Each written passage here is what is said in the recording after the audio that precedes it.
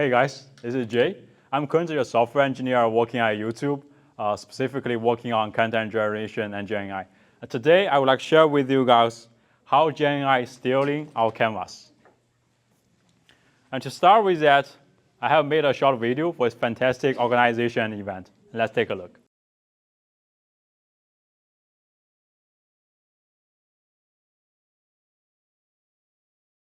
It's not bad, right? It's even have a call for action in the end. So to make this video, it only takes me one prompt and 2 minutes, and that's it. And Leni, if your marketing team need anyone, please let me know. To start with today's talk, I would like to ask us, well, first question, why does generative AI really matter for content generation? Okay, it can kind of improve the productivity a little bit, but does that really worth a TED talk? To answer that, let's firstly take a look at the history of video contents. So in 2005, Steve, Charles, George, they founded YouTube. Thanks to the amazing product, everyone now can go to on internet and share with their audience about the contents. But if you look at YouTube, there is actually one phenomenon, or problem, what I would say. The number of viewers is way bigger than the number of creators. Why? Because the bar to create a good quality content is actually quite high. Right? You need to shoot the raw footage, you need to do all editing, find the right narrative, add the right music, and then publish. And then the time came to middle of 2010s, when we have short form videos. The company here that I highlighted is called Vine, which is a pioneer in this area, which brought a second looping video, a short form video to real life the first time. And then we have YouTube Shorts, TikTok, Instagram, so on and so forth. So now everyone here can simply pull out their phone out of their pocket and shoot some raw footage and upload to social media. But let's take a pause here. How many of us in this room are consistent content creators? Okay. That's good, that's great. Several hands. Not quite a lot, right? I mean, even if it's already been such easy, why don't we always, post contents daily? And the reason is, if you do the process, go through a whole process, you will find it actually still takes, let's say, 30 minutes to 2 hours to do a good quality content. We're already being very tired of work every day. We don't have that much time every day or every week, right? So if there is a tool can help you create contents or generate contents with just several prompts and several minutes, and we are done. Wouldn't that be fantastic? And this is where generative AI comes into play. So here I list several great companies. They're also pioneers in this field. Opus Clip doing video editing, HeyGen do talking heads, Numa do video generation, so on and so forth. And with this, the number of content creators has increased a lot and will keep increasing so that the whole ecosystem will be more active, more effective. And from now on, I will give you guys several examples how we can use AI in content generation.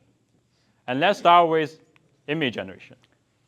And firstly, this is me when I graduate. And this is also me, a cartoonish me that I made based on left image. And then using the cartoonish me, I made another picture, which is me standing on TED Talk stage. But if you want to publish this picture to a LinkedIn profile, it might be a not best option because you want to see the whole complete TED logo, right? So we have this. And this is called outpainting. And looks like picture, something's missing there. What?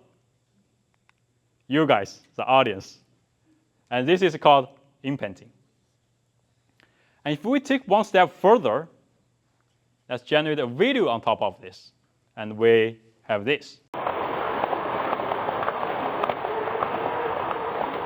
I thought this was a round of applause from you guys, but it's okay.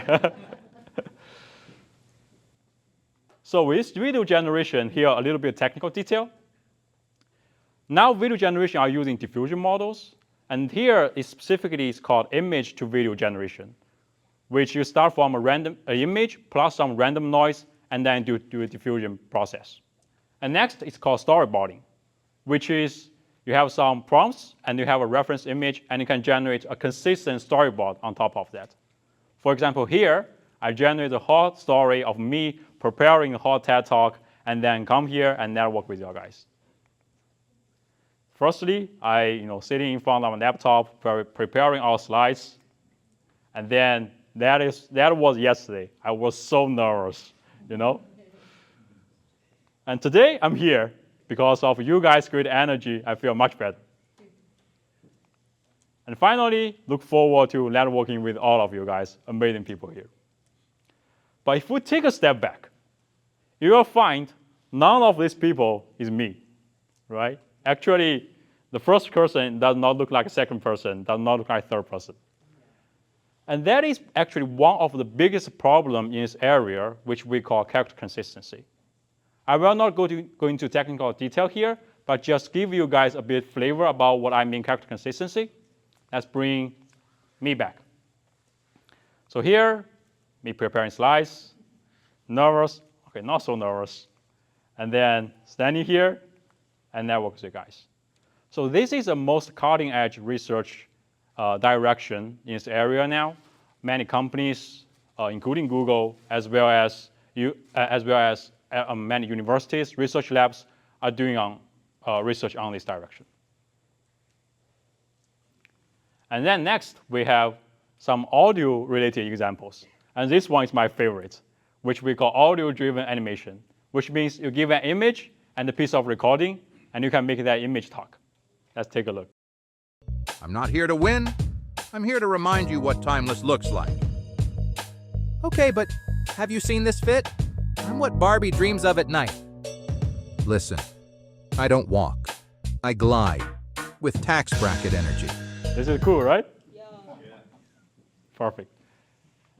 And then finally, we have dubbing. This is basically for language localization.